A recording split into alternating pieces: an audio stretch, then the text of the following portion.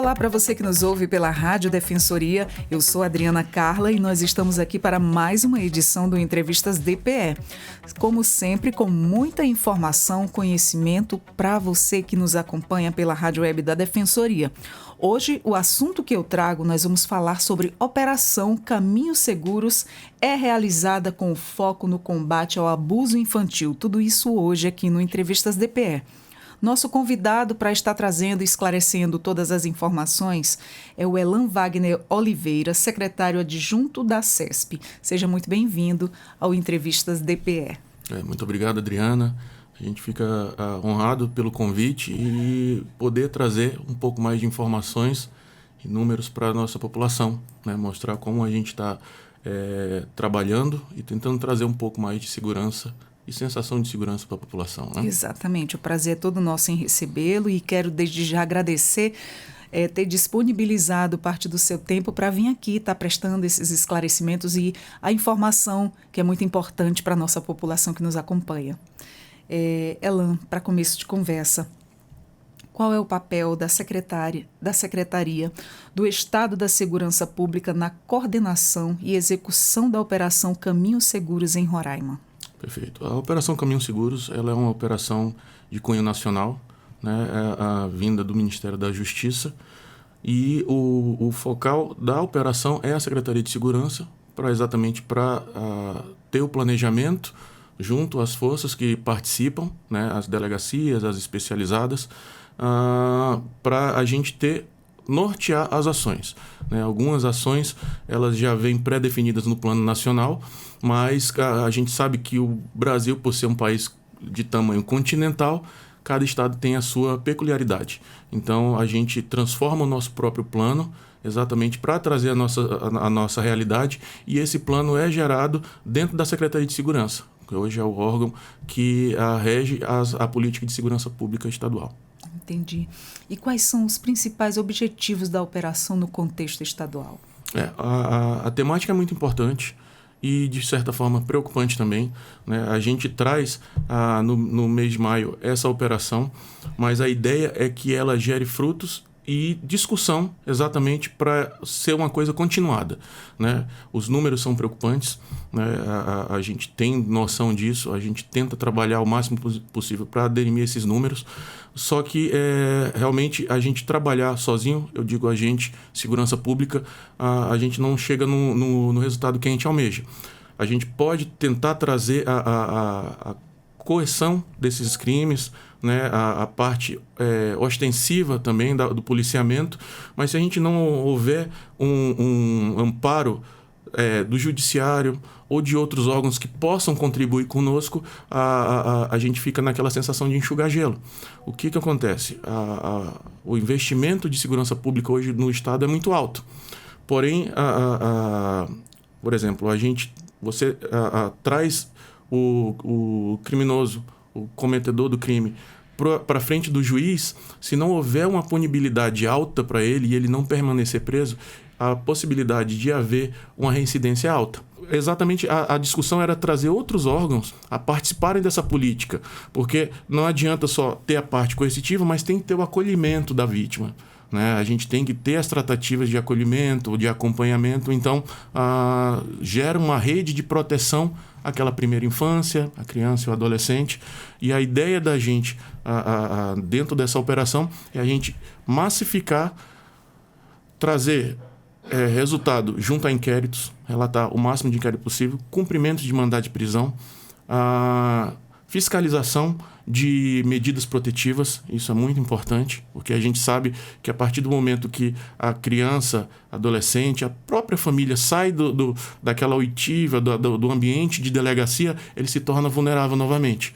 Então a gente tem o cronograma de acompanhamento, de fiscalização dessas medidas protetivas, exatamente para a gente trazer uma melhor proteção para nossas crianças e adolescentes. Exatamente. E a operação ela teve início aí recentemente, não é isso? E já é possível aí apontar algum resultado preliminar em Roraima? Sim. A operação ela teve início no começo de janeiro E a ideia é que a gente alcance o máximo de resultado possível até o final de maio. É um mês de operação, mas a gente já tem alguns números substanciais. Vamos começar pelo efetivo mobilizado, né? Nós temos hoje em torno de 49 policiais mobilizados dentro só dessa operação, 15 viaturas. Quero ressaltar que essa operação ela é deflagrada em todos os estados, todo o estado, em vários municípios, né? A gente tem dentro dessa operação a parte principalmente de educativa e conscientização, ou seja, ela vem trazendo parte de panfletagem, a parte de mídia digital, a parte de palestras que são muito importantes, principalmente dentro da escola. E aí eu já puxo um gancho para essa parte de palestra, porque a gente vê os números saltando muito nos últimos anos. Isso se deve muito à conscientização que a gente tem feito. Na verdade, o Brasil todo tem feito, se trazendo à tona essa discussão. E a partir do momento que você dá o conhecimento para a vítima, muitas vezes crianças mesmo, e isso é muito preocupante, que aquela ação que ela está sofrendo, às vezes dentro de casa, muitas vezes, na sua maior parte das vezes dentro de casa. Isso é muito perigoso. Exatamente. Aquela ação não é algo normal. E é a partir desse momento que a criança ela se abre para alguém de confiança. Muitas vezes o professor, muitas vezes os amigos. E essa parte de trazer essa conscientização, ela nos traz realmente um cenário real do que a gente está enfrentando. Porque quando você tem a subnotificação, você não tem realmente o cenário que você vai pisar e você vai agir. Você trazendo o conhecimento, você trazendo a conscientização e acolhendo essas vítimas, essas crianças, a gente vai ter um número real do que a gente vai enfrentar. É preocupante, é muito preocupante.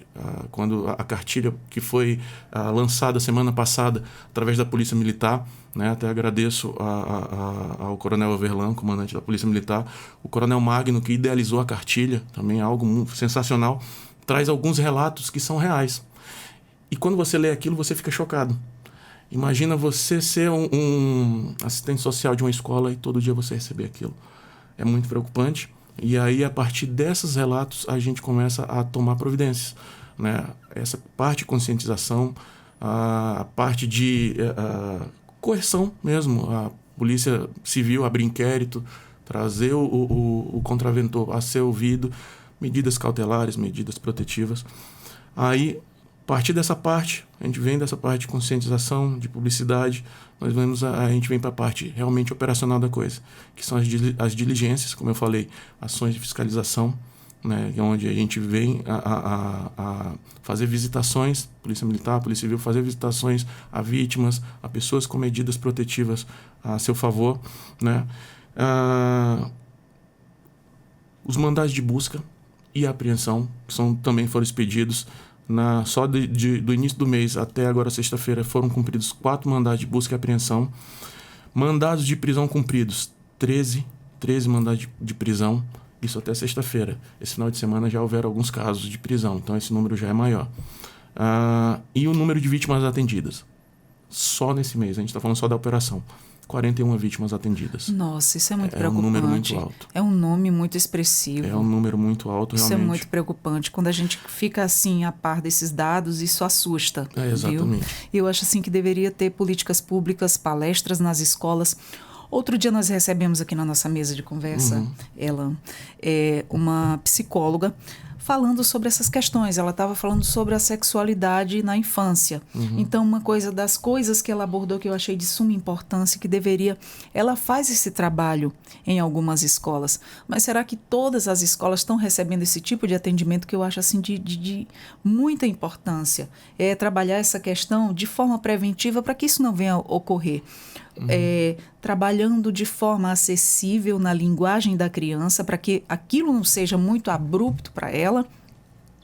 Primeiro ela relatou e eu achei muito interessante. Ela falou que chega com aquele jeitinho profissional, com suas técnicas, com o seu jeitinho de lidar com as crianças, que a criança não tem que saber tudo, Sim. mas tem que saber o que é permitido e o que não é permitido. Exato. Inclusive, ela chegou a falar dessas questões. Em que parte do meu corpo eu posso ser tocado? É permitido tocar nas minhas partes íntimas uma pessoa estranha? Ela falou que sempre em se tratando da escola mesmo, ali a base de tudo também, lógico que a gente em casa, quanto pais, família, deve estar orientando seus filhos, seus adolescentes, já desde pequeno, não ir ali no português claro, mas de forma acessível, de forma ali adequado para a idade dele, né? Exato. Que só os pais, e se caso for necessário, ter ali o auxílio do banho, na limpeza e na escola, ter palestras explicando em que parte eu posso ser tocada, quem não pode me tocar, quem pode me tocar. Algo desse tipo assim, para que as nossas crianças saibam identificar o que é um abuso. Exato. Né? O conhecimento que a gente tem, e eu já tenho algumas conversações com a Secretaria de Educação, é que já existe esse tipo de trabalho. A professora Nazaré, ela é uma entusiasta na causa. Inclusive, a gente já tem alguns projetos sendo rabiscados junto à Secretaria de Segurança e alguns parlamentares, como a deputada Ângela Águida, né, a Coronel Chagas, a Joilma Teodoro. São pessoas que abraçam realmente essa causa de violência contra a criança, contra mulheres. Né? Então, assim, eu conheço a professora Nazaré, é uma que está à frente, junto à Secretaria de Educação. Acho que seria também muito importante uma fala dela sobre essas ações, porque eu estou falando das palestras que são dadas pela autoridade policial, né? Policiais militares, policiais civis, mas realmente, como eu estava falando, tem que se haver uma integração para ser muito mais abrangente. Exato. Até porque, como você estava falando, Adriana, a gente tem que tomar cuidado até no momento que a gente vai abordar essa criança. Exato. Essa criança não tem que ser revitimizada novamente com uma abordagem errada. Né? Inclusive, na hora que for levada a uma delegacia, eu sei que a delegacia, algumas delegacias da Polícia Civil já têm ambiente para acolhimento dessas crianças, com ambiente separado, com brinquedos. Né? Isso é um trabalho já de um projeto da doutora Darlinda, então, assim, um trabalho muito bem realizado pela Polícia Civil, exatamente para a gente tratar da forma que tem que ser tratada, com a delicadeza que tem que ser tratado e cautela, né? Adequar ali aquela faixa etária, né? Exato. Saber passar de forma branda, Sim. né? Para que não venha traumatizar mais ainda essa vítima. Sim. E qual é a estratégia da Secretaria, né, para fortalecer a rede de proteção à criança e também ao adolescente ao longo do prazo, né, além da operação neste mês de maio? Sim. A Secretaria de Segurança Pública, ela é a principal gestora de verbas da segurança pública, né, e um dos principais financiamentos do nosso, através lógico, diretrizes do governo do estado, dos nossos planos de segurança pública, que inclusive o último foi aprovado agora no final do ano. É fazer o investimento máximo, principalmente na parte de tecnologia, né, na parte de estrutura.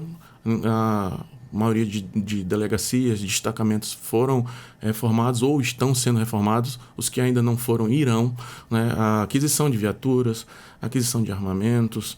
A parte de investimento realmente tem sido muito pesada nos últimos 6 anos. A página de segurança pública foi virada, né, nos últimos 6 anos.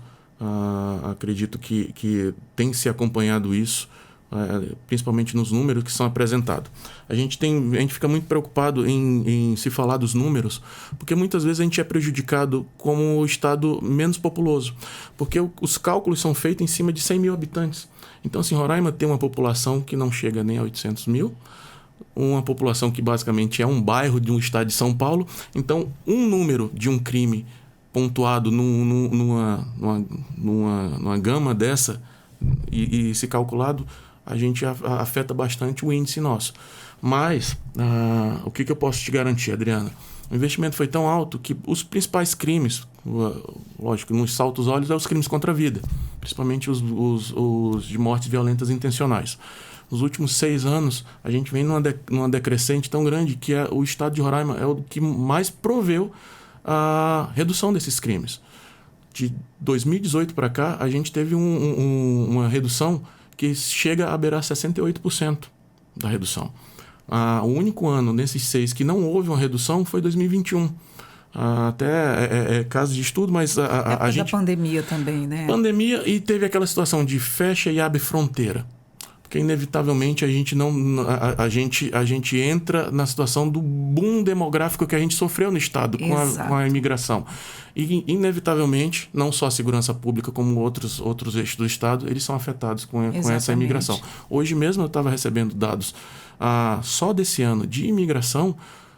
chega a entrar, em média, por mês, de janeiro para cá, 9 mil em janeiro, 8 mil e pouco em fevereiro, março 9 mil novamente.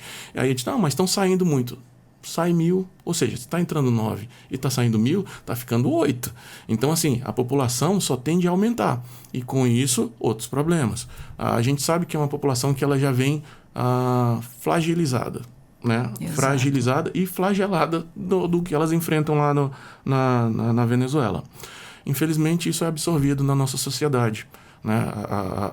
A parte de criminal, saúde, a educação mesmo. Exatamente. É totalmente afetado, e é isso que a gente tenta trabalhar com políticas públicas para acolher,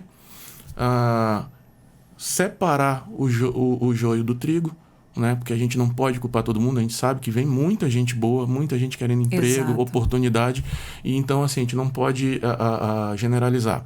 Então, os investimentos do Estado são altos, e aí isso afeta diretamente na temática que a gente está falando. Investimento em delegacias, um lugar melhor para se acolher quem é vítima. Viaturas na rua, atendimento mais rápido a essas vítimas, né? E isso é uma cadeia de ocorrências exatamente vindo através de políticas públicas do Estado, do governo do Estado, com as suas autoridades, com as suas pastas, a Polícia Civil, Polícia Militar, Corpo de Bombeiro, Sejuc também faz. Eu digo que a segurança pública do Estado é uma grande engrenagem. Nós temos a Polícia Militar, que ela é a polícia ostensiva, é a primeira que está lá na ponta. A Polícia Civil, que é a Polícia Judiciária, que vai coletar tudo e encaminhar para o Judiciário. E nós temos a Sejuc, que é a parte de cautela dessas pessoas. Então, tudo tem que estar funcionando como um mecanismo. Graças a Deus, a gente consegue, hoje em dia, alinhar essas forças e ter ações contundentes, e os números do Ministério da Justiça apontam isso, né? Com algumas reduções e avanços na segurança de equipamento, enfim, em estrutura. Exatamente. De qualquer forma, aumenta, né? As demandas, as incidências, Sim, tudo claro. aumenta, tudo aumenta. E o roraimense, de certo modo, ele sofre pelo fato de já estar aqui, e esse número que aumenta a cada dia, aumenta tudo, né? Aumenta tudo. É como eu estava falando mais cedo para você. Muitas vezes aquela notícia de mortes causa um pânico maior na população, e a gente tem que estar trazendo um pouco de solução e o resultado, apresentar para a população o que está sendo feito, né? Isso. Como eu falei, hoje o sistema prisional está controlado, está bem controlado, né? Infelizmente, houve a morte, inclusive, de uma pessoa que cometeu crime de violência sexual contra uma criança no município de Rorainópolis. Essa pessoa veio a falecer, está sob investigação, o modo que ela foi morta dentro de uma cela, estava com outro detento lá. Mas, devido a esse controle do sistema, a gente sem fugas praticamente, em 6 anos, sem mortes, assim, pontua essa, mas enfim, em 6 anos, comparado a outros estados, estamos longe assim, de evolução. Devido a esse controle, nós temos as facções no estado também controladas, as nacionais. Porque aí a gente está enfrentando essa imigração, junto dessa imigração, as facções estrangeiras. Essas facções estrangeiras, para a gente, ainda é um pouco uma incógnita, porque eles não são organizados como as facções nacionais. Então, nós não temos informações fidedignas vindo do governo venezuelano, desse povo que está vindo. A proximidade com fronteira e uma fronteira seca extensa é difícil de você monitorar. Então o cara pode vir aqui, aprontar rápido, ele volta para lá sem ter deixado rastros, né? São desafios que a gente enfrenta, Adriana. Infelizmente, né? Nossa. E falando aqui, existe algum tipo de monitoramento ou avaliação aí dos impactos da operação em tempo real? Sim, esses números que eu estava lhe trazendo aqui sobre cumprimentos de mandado de prisão, as palestras, as fiscalizações, o número de policiais operando dentro da operação, eles são lançados dentro de uma plataforma própria que é para exatamente nos gerar os dados, nos trazer os dados em tempo real dessas ações, né? E os resultados dessas ações, né? Que é a plataforma Córtex, que é do governo federal, da Secretaria Nacional de Justiça, da Ministério de Justiça e Segurança Pública. E que tipo de informação os agentes de segurança eles recebem para lidar com esse tipo específico de crime? Geralmente a gente tenta operar principalmente com as especializadas, esse pessoal que está nas delegacias, delegacia de infância e juventude, a delegacia de defesa da criança e adolescente, são pessoas que passam constantemente por treinamentos. E a gente tenta fazer uma mescla dessas equipes exatamente para essas pessoas passarem o seu conhecimento para os outros que vão estar junto.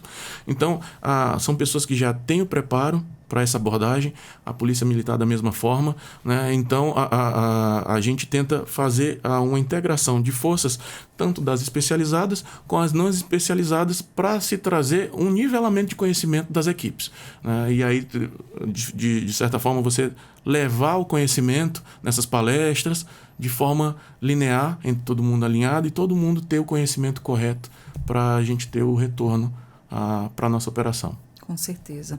A Secretaria de Estado da Segurança Pública tem planos para ampliar a atuação em campanhas educativas de prevenção à violência sexual? Sim. Por exemplo, essa de você abordar principalmente o meio escolar é muito interessante. A gente já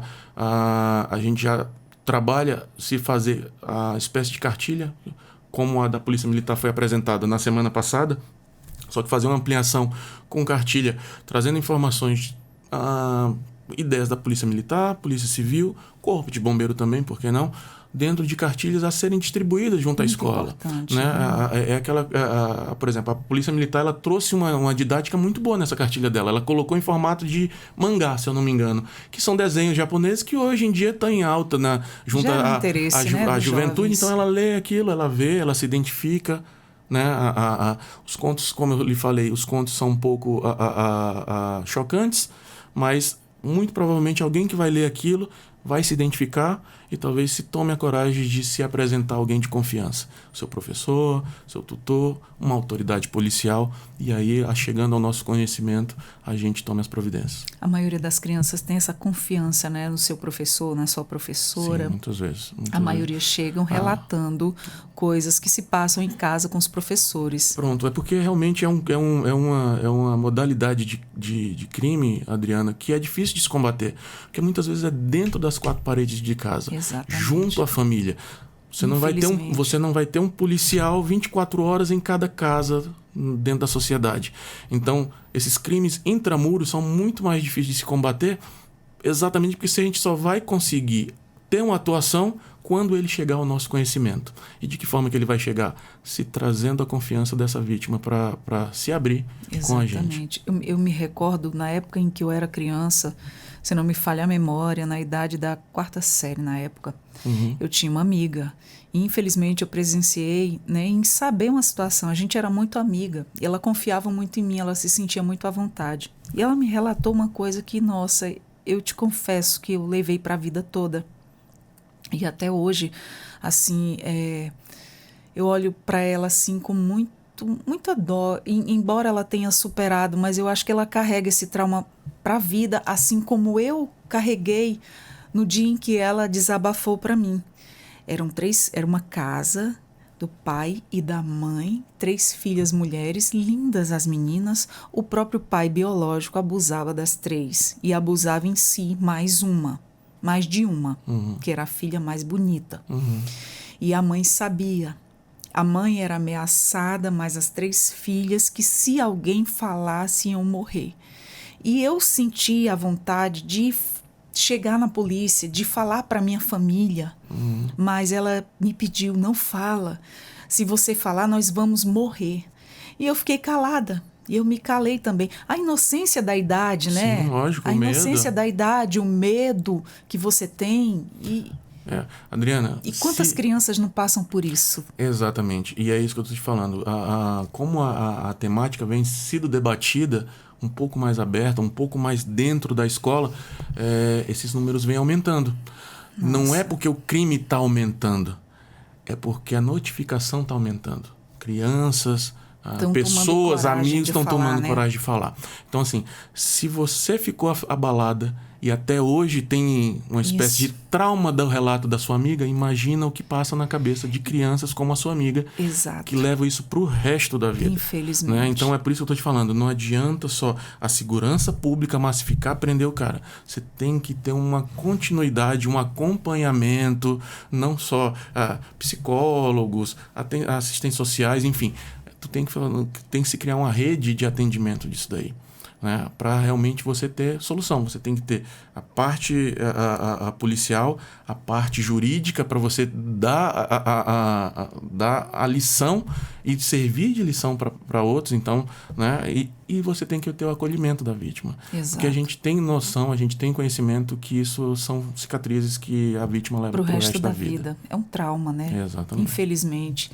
E o que você diria sobre a participação das escolas e das famílias nesse processo de prevenção e denúncia? Exatamente. Assim como você relatou, Adriana, muitas vezes a conivência, entre aspas, é da própria mãe, né? Ela tem o medo de denunciar. Às vezes ela tem aquela dependência emocional do marido, então ela tem medo de denunciar e o marido ser preso.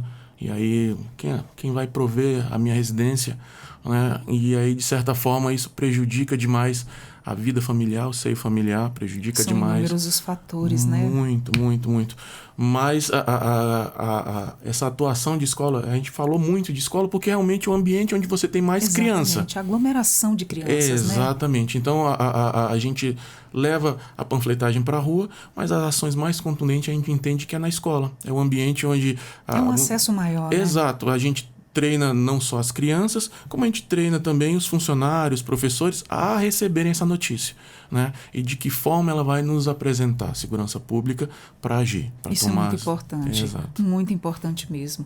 Há algum plano da Secretaria aí de Estado da Segurança Pública para investir em tecnologia ou inteligência para identificar e prevenir casos de abusos infantil? Sim, a gente está numa fase avançada de estudo para se colocar uma espécie de monitoramento em algumas escolas, adotando botão de pânico, adaptar esse botão de pânico a um app que se junte a uma espécie de disque denúncia, onde a criança possa fazer a denúncia, às vezes de forma anônima, né? Às vezes a criança não se abre, ela consegue escrever, talvez por mensageria, e se Deus quiser a gente consegue contemplar através dos investimentos do governo do estado, através das execuções do Fundo Estadual de Segurança Pública, a se colocar esse monitoramento, né? A ideia é, a gente já está em fase de teste, o vídeo monitoramento do Estado, onde a gente conta com a tecnologia de reconhecimento facial, algumas câmeras com leituras de placa,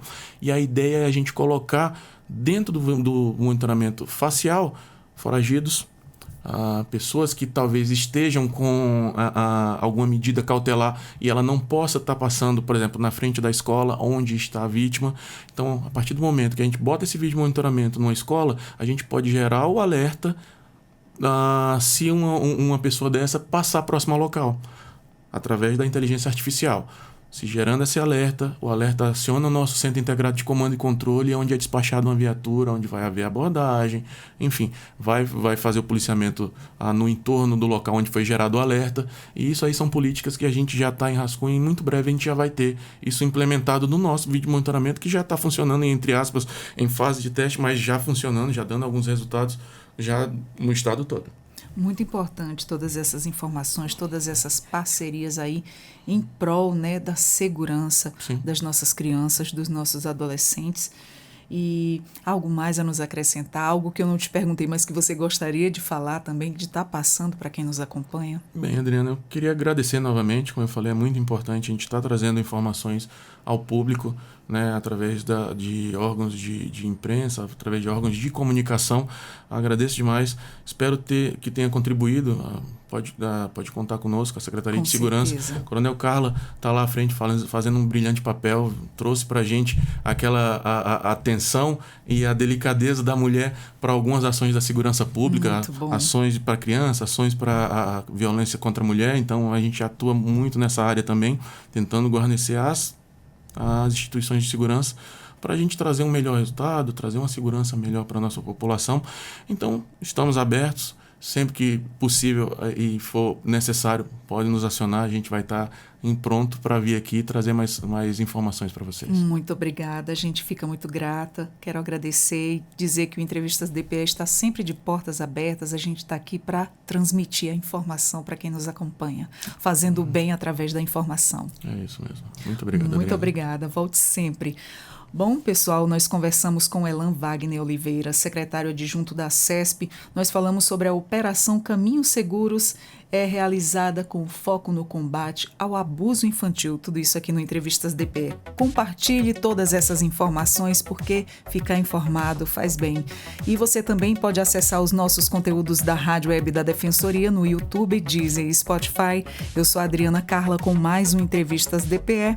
Até a próxima. Tchau, tchau.